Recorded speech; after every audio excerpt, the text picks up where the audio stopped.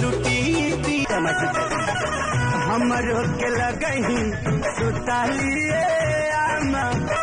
हमरो के लगही सुतालिए आमा बेकर और पी के रोटी कर ले तोहरे लगाई तो किसनार बोलला बतानी कैसन कि चेहरा चांदी के जैसा न कतही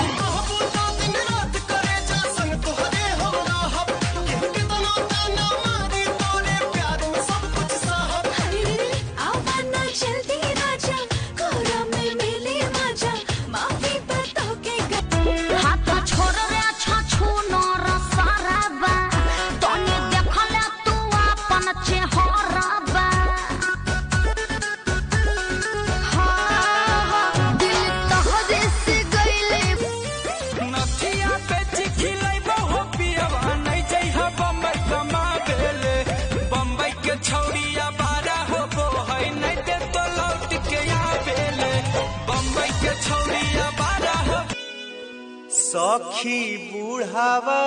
भाता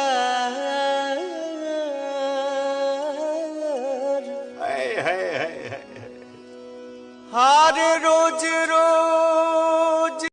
तनी हमारो की ओर तू दहकाना पिया चुआ तपस न बेना कहना जब मना करी हमारा के रोजो डांटता जब मना करी हमारा के रोजो डांटता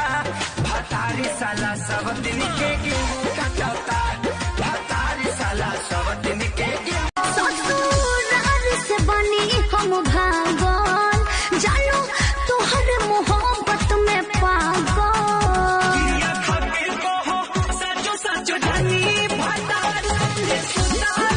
अब ही उम्र मोर बाट खेल खाए के हतन को न मन करे ससुरा में जाए के बोला पापिया साही कुंवारे कबले रहबू दूसरा के घरवा के हरिया मजता रे हमरा के तू छोड़ देले परिया बानी करे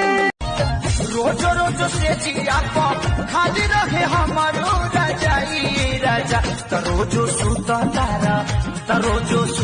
तारा लेके भौजारी ता बनब कैसे माइए राजैया यार बगैले ना एकरा खाती करब भौजी अपकी के पर सैया यार बगैले ना ना हो असदा धरा के रोजो मुआवा तारे रे पगला तोरे हनी सानी वो खेला बता रे